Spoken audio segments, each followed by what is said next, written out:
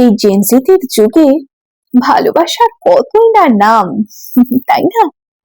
কিন্তু একটা সময় তো ছিল যখন সম্পর্কের সেই রকম ভাবে কোনো আধুনিক নামকরণ হয়তো হয়নি, কিন্তু সম্পর্কগুলো একই রকম ছিল। আসলে মানুষের অনুভূতির বোধহয় কোনো পরিবর্তন সেই দিন থেকে আজ পর্যন্ত হয়নি। আজ বলবো এমনই একটা মিষ্টি প্রেমের গল্প যাদের মধ্যে সেই অর্থে কোনো অফিসিয়ালি সম্পর্ক ছিল না। কি বুঝতে পারছেন? হ্যাঁ, আমি বলছি আপনার আমার সবার চেনা পাঞ্জাবের প্রথম মহিলা কবি অমৃতা প্রীতমের গল্প। আর তার সঙ্গে দীর্ঘ 40 বছর একসাথে একই ছাদের তলায় কাটিয়ে দিয়েছেন চিত্রশিল্পী ইমরোজ। না, তাদের মধ্যে কোনো বৈবাহিক সম্পর্ক তো ছিলই না, সেই অর্থে খাতায় কলমে প্রমাণিত কোনো প্রেমের সম্পর্কও ছিল না। আসলে তাদের মধ্যে যেটা ছিল সেটা হলো ভরসা। একজন আরেকজনকে ভীষণ ভরসা করতেন। আপনারা জানেন, কবি অমৃতা প্রীতম যখন মাঝরাতে উঠে কবিতা লিখতে বসতেন, তখন ইমরোজ তার জন্য চা বানিয়ে নিয়ে যেতেন।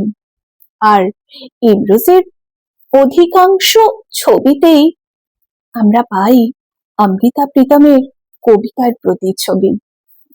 কি মিষ্টি না তাদের সম্পর্কটা! আজকের যুগে দাঁড়িয়ে লিভ টুগেদার শব্দটা যতটা সহজ, বা লিভ টুগেদার করাটাও যতটা সহজ, সেই যুগে মানে ধরুন স্বাধীনতার পরবর্তী যুগে এই শব্দটার সঙ্গে তো আমরা কেউ পরিচিত ছিলামই না সেইভাবে। আর এইভাবে যাপনটাও খুব একটা সহজ ছিল না। কিন্তু তবু তবু তারা একসাথে একে অন্যের পাশে থেকে একে অন্যের হাত ধরে কাটিয়ে দিলেন দীর্ঘ 40টা বছর। এরই নাম বোধহয় ভালোবাসা, তাই নয় কি? এবার আমরা কবিতা শুনি। আজকে যে কবিতাটি বলবো তার নাম কারো কারো জন্য এমন লাগে কেন।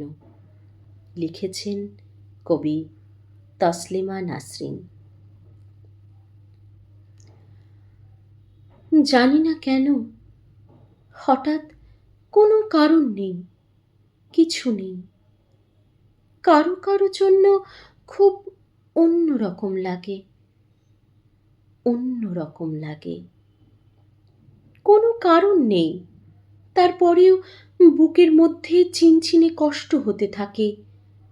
কারুকে খুব দেখতে ইচ্ছা হয়, পেতে ইচ্ছা হয়, কারোর সঙ্গে খুব ঘনিষ্ঠ হয়ে বসতে ইচ্ছা হয়, সারা জীবন ধরে সারা জীবনের গল্প করতে ইচ্ছা হয়।